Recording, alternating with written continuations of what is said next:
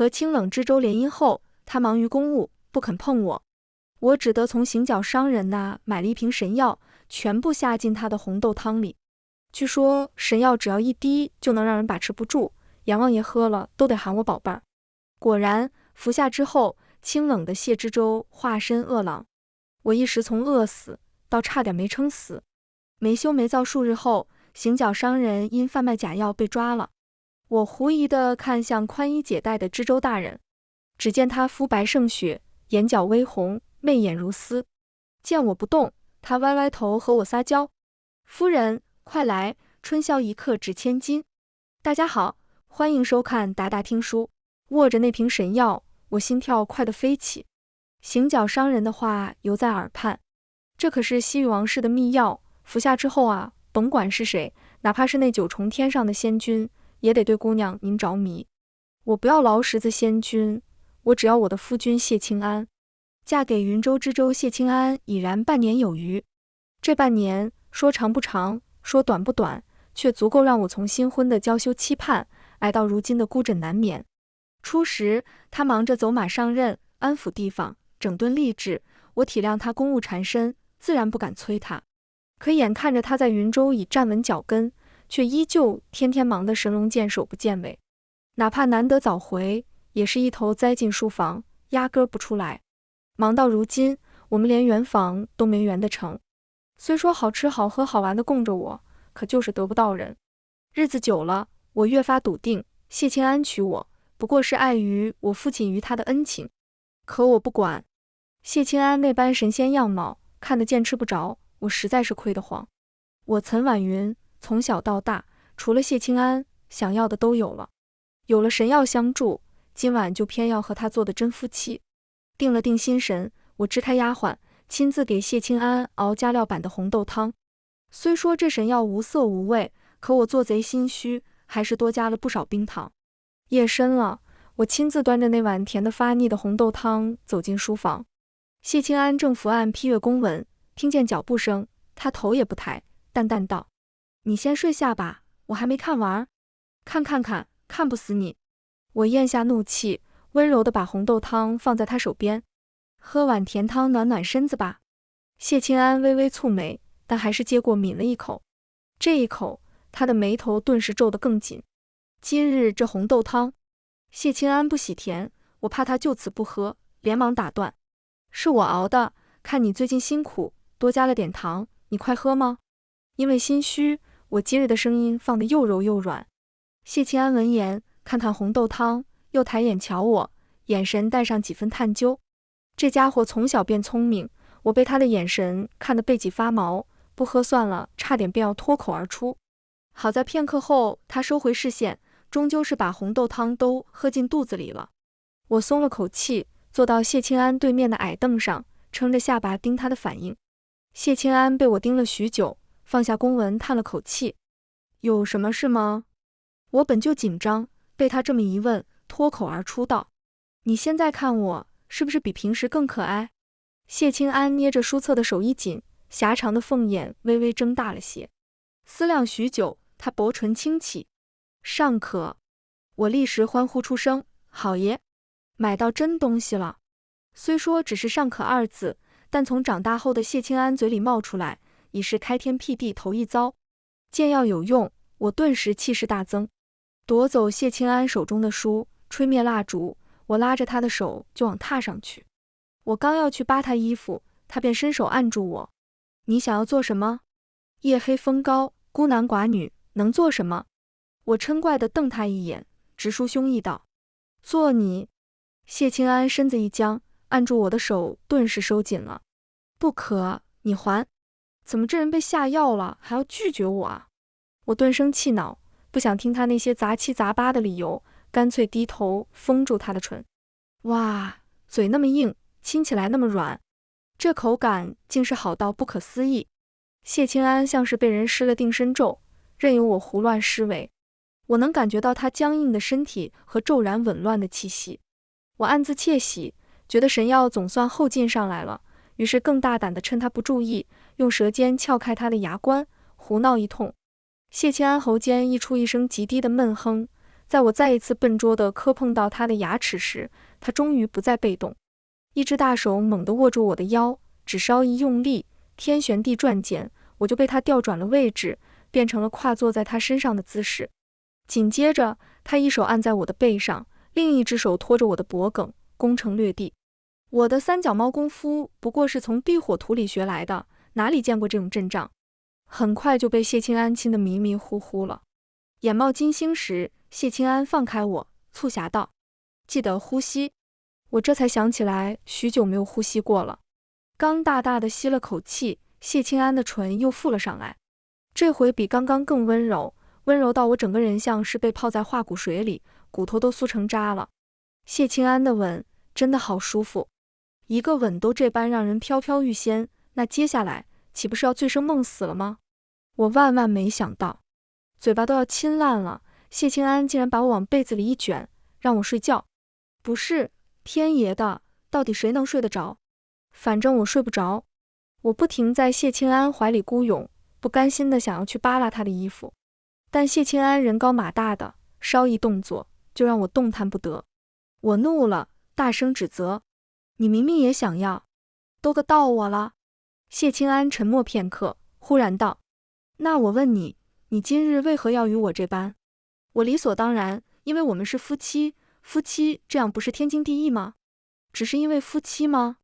谢清安冷笑一声，声音重又变得冷淡：“我明日卯时还要去城东主持开黎仪式，事关春耕，耽误不得。”这句话立刻让我偃旗息鼓。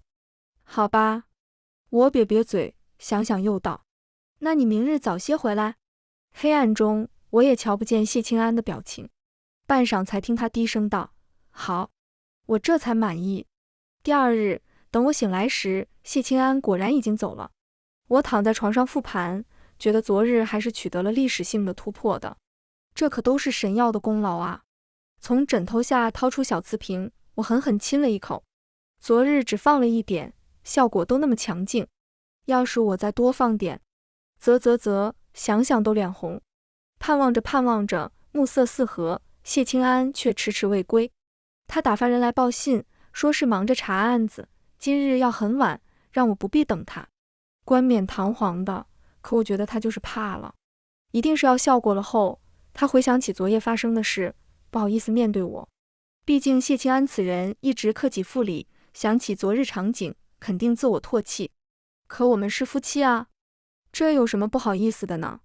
果然还是要下得太少了。磨了磨牙，我决心一定要给他点颜色瞧瞧。谁知这颜色竟是连这1月都没能给得出去。城中出了起贩卖私盐的案子，谢清安没日没夜查案，好几天都干脆睡在衙门，我压根抓不住他的人。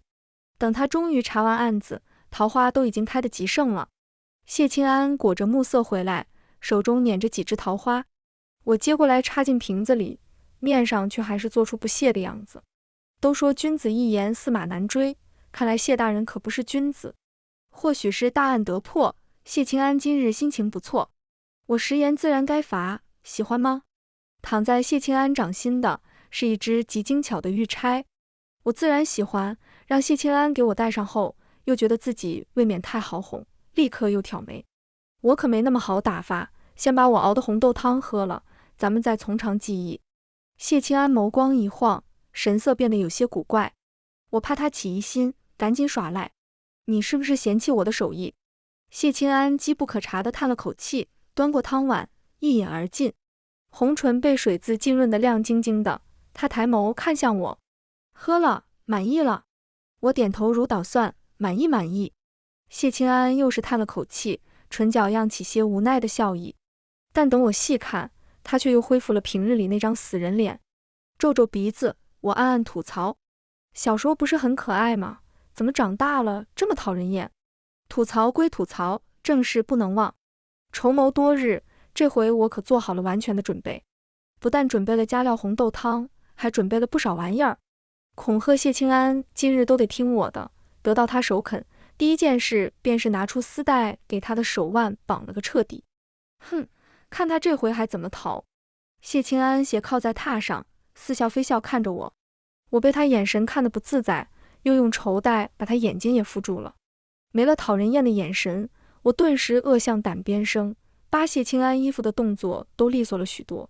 层层叠叠的衣服堆积在他的腰间，刚沐浴完的清雅香气扑面而来。我刚刚扒得专心，此时一抬眼，不由得看呆了。谢清安本就容色极盛，此时裸着上半身，肤色冷白，便衬得发色更为墨黑，以及红得更红。这般美人，手和眼睛都被缚住，怎么看都像是等着人来采撷。没出息地咽了咽口水，我爬到他身上，朝着他喉结吻了上去。谢清安立刻想要挣扎，我赶忙跨坐上去，压了个实在。你不是老说君子重诺吗？刚刚还答应今日都随我的。谢清安闷哼一声，顿了顿方才道：好，都随你。总算拿捏他一回，我仗着他动弹不得，好一顿胡作非为。除了难耐时，谢清安会稍稍正动，其余时候竟真随我动作。这谁忍得住啊？一不做二不休，我干脆把他扒了个精光。扒完后，我傻眼了。避火图确实是研究过了，步骤也早已熟记于心，看起来谢清安上下都同意。可我比了比，暗暗啧舌，这和受刑有什么区别？怎么啦？偏偏见我半天不动作，谢清安低声道：我总不能告诉他我怕了吧？岑婉云，人可不能丢脸成这样。给自己壮了壮胆，我恶狠狠道：我有我自己的节奏，别吵。谢清安轻笑一声，不说话了。但我总觉得他在嘲笑我。好，让你嘲笑我。我鼓了鼓腮帮，打算先给他点颜色瞧瞧。活动一下手指，我开始一边点颜色一边背诗：轻拢慢捻抹复挑，初为泥长后六幺。大弦嘈嘈如急雨，小弦切切如私语。这么一番嘈嘈切切下来，谢清安好整以暇的表情终于变了，雪白的皮肤爬上绯红之色，嗓音都变了调。不可！我得意洋洋地松开手，抬起下巴道：怕了吧？知道怕就好。行啦，今日的惩罚就到这里，本小姐大发慈悲地放过你。古人云：识时务者为俊杰。古人又云：君子不立于危墙之下。此时不跑，更待何时？撂下狠话，我支起身子就要溜之大吉，一只脚刚跨到床下，忽然听到身后传来丝帛断裂之声。不好！我警铃大作，下一刻腰间便缠上一只劲瘦有力的胳膊，轻而易举把我抓进滚烫的怀里，细密的吻一个接着一个落在我的颈侧，逐渐向下。谢清安平日里正经的声音，此时宛如恶鬼的低语：玩够了吗？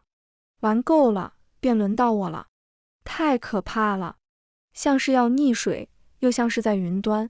可谢清安怎么都不肯给我个痛快，像是要把我刚刚的作弄10倍100倍还给我。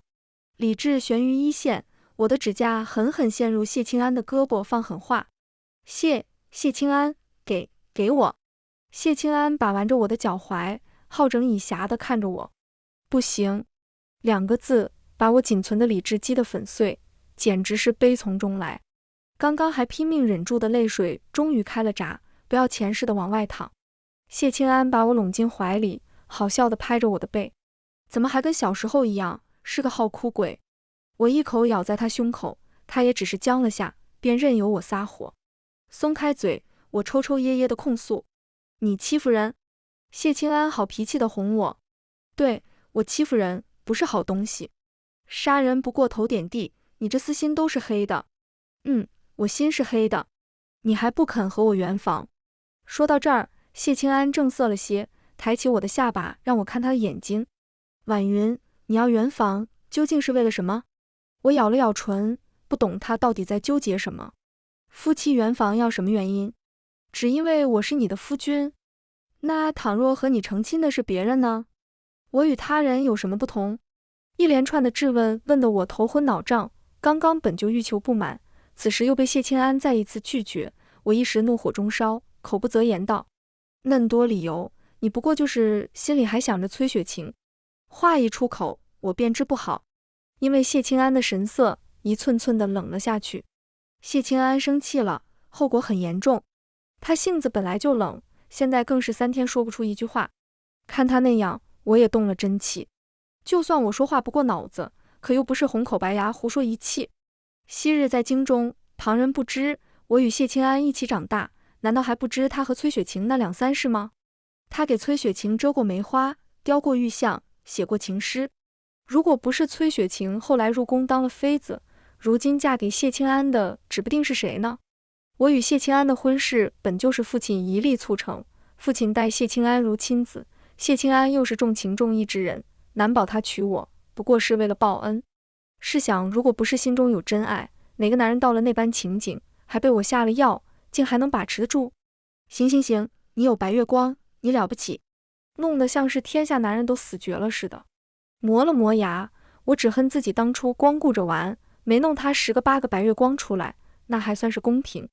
这府里哪哪都是谢清安的味道，我是一刻都不想待，干脆上街溜达去。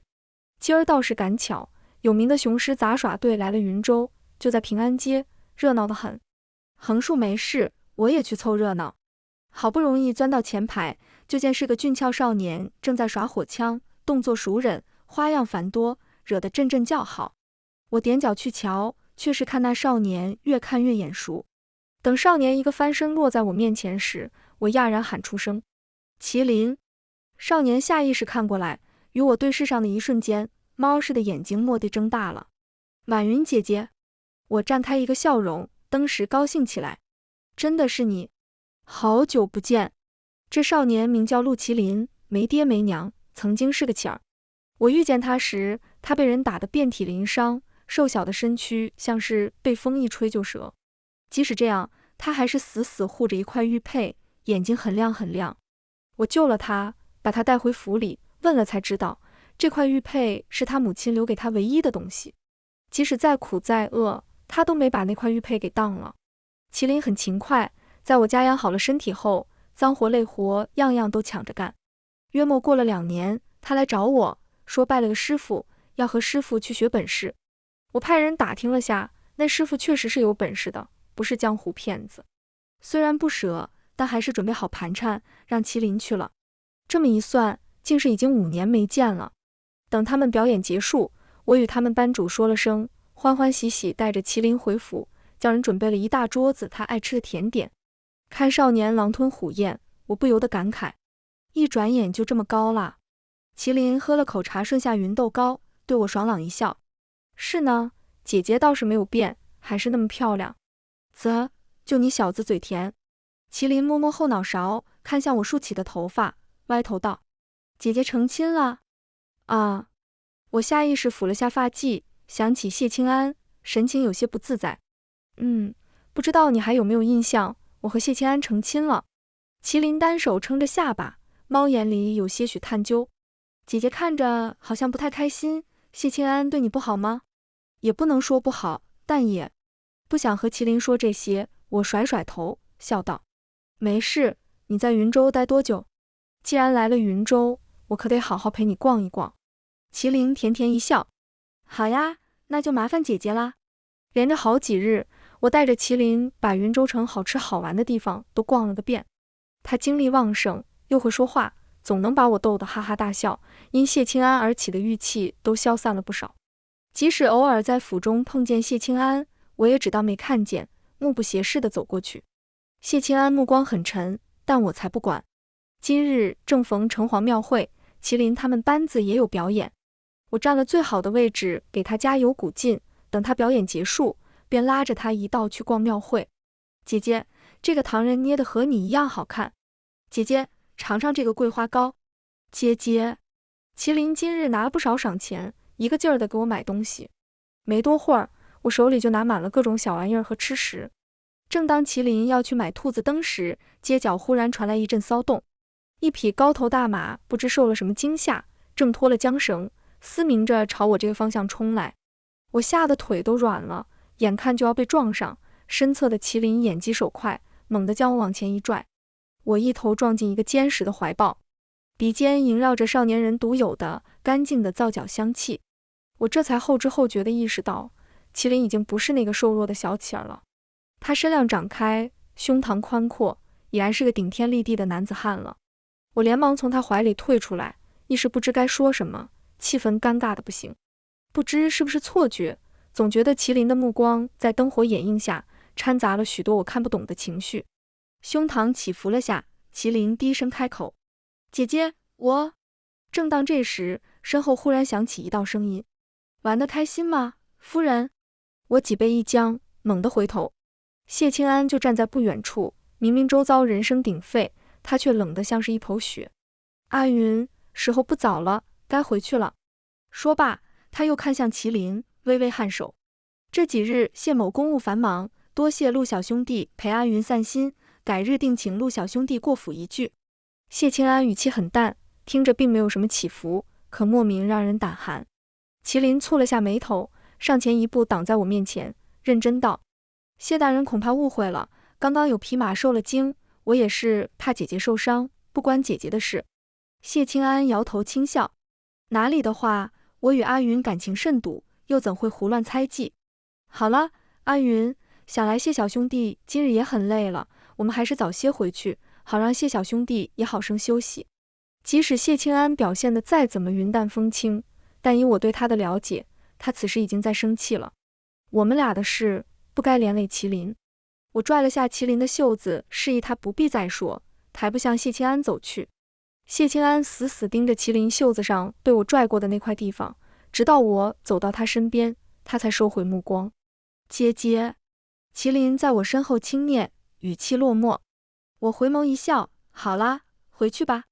阿云，走了。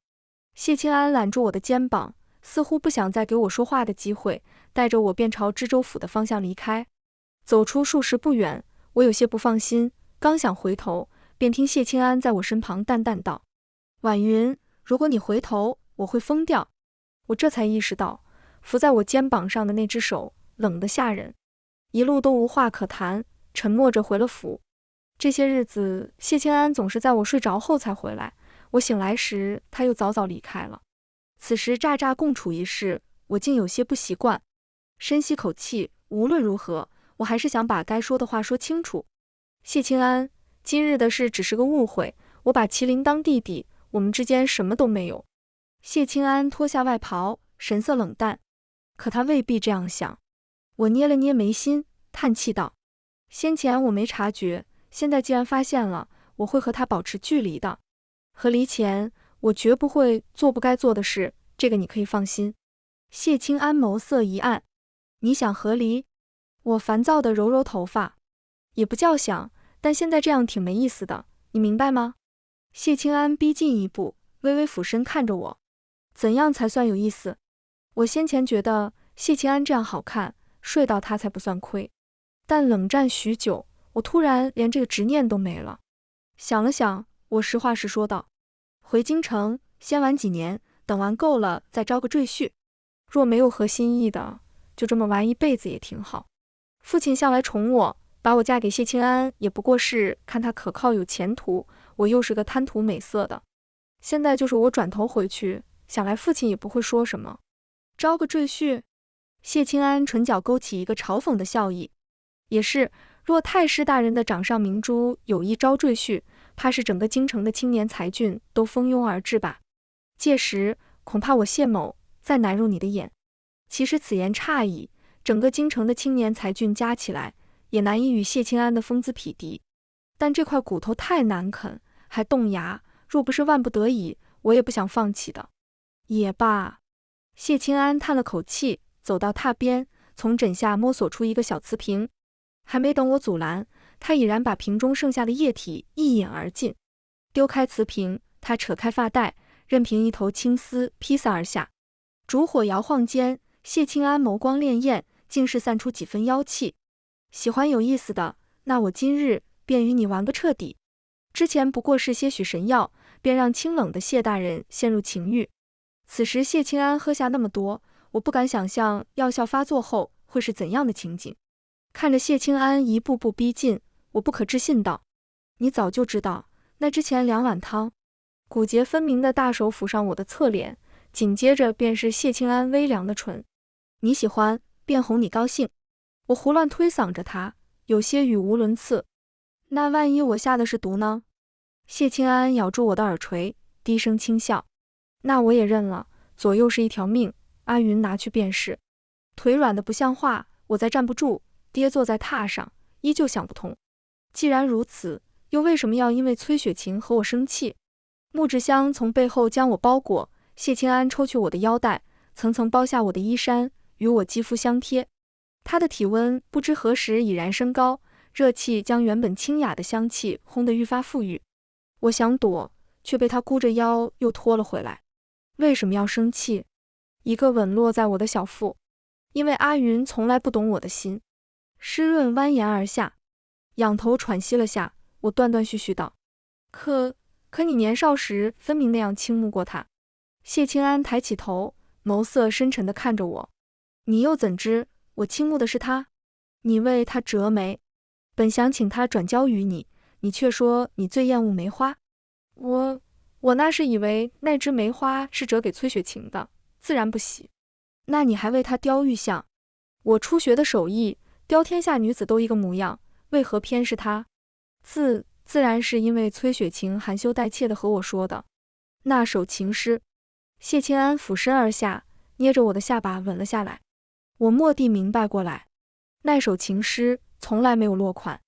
我与崔雪晴那时是朋友，即使心里难过，也不愿坏了朋友的姻缘，连带着对谢清安也保持距离，甚至敬而远之。箭在弦上，我挣扎着问出最后一个问题：那你为何迟迟不与我圆房？谢清安拿起软枕垫在我腰后，淡淡道：因为我想要你明白，在你面前的不是所谓夫君，而是我谢清安。谢清安总仗着自己聪明，打些哑谜让人来猜，没等我猜透，却依旧没工夫去猜了。谢清安一个读书人，怎会如此？死去活来一遍，我哭哑了嗓子。没多会儿，他又精神起来，偏他还振振有词，声称药效未过，难受得厉害。我能怎么办？自己买的药，自己受着呗。这一夜，不知叫了多少回水，又来回折腾了多少次。我第一次如此渴望谢清安公务繁忙，可谢清安却轻咬着我的手指，云淡风轻道：明日询假。再说了，我许久没有休息，多放2天也是可以的。不可以，不可以，你这是玩忽职守。我想要疯狂呐喊，但声音都被淹没在唇齿间。偏谢清安还是个记仇的，不停问我这般可有意思。若说有意思，谢清安便道：有意思便要多玩上一玩，若说没意思，则换个花样，折腾得更狠。真是自作孽，不可活。但非要说其中滋味，那可是貌冠京城的谢清安啊。这样谪仙式的人，多吃几遍，倒也是不嫌够的。干柴烈火，开了荤了，哪还有吃素的道理？总是前天夜里赌咒发誓，再不让他碰。可一瞧见谢清安下肢回府，那精瘦的腰，那修长笔直的腿，那红艳艳的唇，难免心痒痒，又回味起来。原来秀色真的可餐。谢清安也配合得很，自言要喝得猛了些，药效至今未解。直到麒麟送来口信说他要离开云州了，我才从没羞没臊的日子中忽然醒悟过来。竟都10天过去了，送别麒麟，谢清安硬要跟过来。他揽着我的腰，面上有礼有节，实则占有欲满的都快要漫出来。下次陆小兄弟再来云州，恐怕就能喝上我们孩儿的满月酒了。麒麟神色一暗，却仍笑着对我道喜：恭喜姐姐。我虽然不知道哪里来的孩儿，但也没有揭穿谢清安，只是对麒麟笑道：你可算是孩子的舅舅，等孩子大些，要你教他本事的。麒麟一怔，眼眶竟是慢慢红了。他转过身抹了抹眼睛，再转过来时，重新变成了开朗的模样。那我可得好好想想送孩子什么见面礼了。说罢又对谢清安郑重道：姐夫一定要照顾好姐姐。谢清安风度翩翩，那是自然。我腰上一紧，不由得暗自翻了个白眼。就装吧他。目送麒麟走出城门，我和谢清安这才慢慢往回走。还是觉得好笑，我揶揄地看着他。我怎么不知道我有喜了？谢清安八风不动。没关系，为夫今晚再努力努力。我一噎，羞恼地在他胳膊上掐了一把。笑闹间，不远处忽然走来一队官兵，押着一个穿着怪异的中年男子。我瞧着眼熟，定睛一看，不由得一惊。这不是卖给我神药的行脚商人吗？拉着谢清安的袖子，我紧张问道：这人犯什么罪了？谢清安看了眼，淡淡道：卖假药，骗了不少钱财，但他善于乔装，今日才抓到。卖假药？见人说人话，见鬼说鬼话，其实里面装的全是糖水。哦豁，原来那瓶子里装的全是糖水啊！那我们谢大人喝个糖水，怎么还喝得兽性大发了呢？揣着这么大一个秘密，我悠哉悠哉和谢清安回了府。关上房门，谢清安便自觉开始宽衣解带。我斜睨了眼，问道：干什么？谢清安理所当然道：君子重诺，既然答应了陆小兄弟来喝孩儿的满月酒，自然不能失信于人。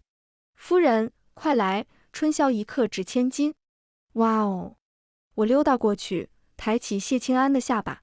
谢大人果然是光风霁月啊，不像我，还能做出给夫君下药这般事来。对了，那药服下是什么感觉来着？谢清安低头便要来吻我的掌心，被我躲开。他不满地抬眸看我，眼角眉梢满是风情。很热，浑身都热。看见你，便想搂在怀里，吃进肚子里，一刻也不等，只盼永不分离才好。这样啊，那个药喝下去甜不甜？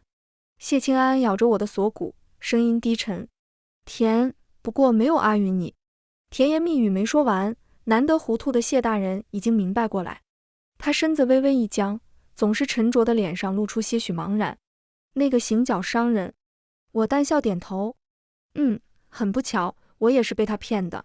谢清安蹙起眉头，不知在想些什么。看他吃瘪，我高兴的不行，围着他嘲笑。哎呀，我还当谢知州是服了药才情难自禁，没想到是本性如此啊！什么很热，什么药效还没过去，一个糖水后劲这么足呀！谢清安抿了抿唇，突然伸手把我抱了过去，将我困在怀里。他叼开我的衣襟，干脆承认道：我就是本性如此。滚烫的吻到处肆虐，他的声音含糊不清。太喜欢你，我都快疯了。你从来不知道，每夜你睡在我身边，我做的都是怎样的梦。我忍得这么辛苦，你还来笑我，我倒要看看你的心是不是黑的。最后一个吻落在我心脏的位置，不知何时，骤雨倾盆而下，打在荷塘中，泛起细密的涟漪。两尾锦鲤躲在荷叶下，交尾而游。在这场大雨中，做了残春最后的好梦。雨夜总会让人睡得格外的沉。恍然间，我依稀回到了少年时光。那时，谢清安的父亲获罪入狱，父亲不舍，将谢清安接来家里照顾。即使后来谢清安的父亲被赦，但感念我父亲的恩情，两家往来越发密切。我从小便是个喜好美色的，总对着谢清安流口水。父亲便笑着逗我：长大了给哥哥做媳妇儿好不好？做媳妇儿就能天天看到神仙哥哥吗？我自然满口答应。从那时起，我便以为我一定是会和谢清安成亲的。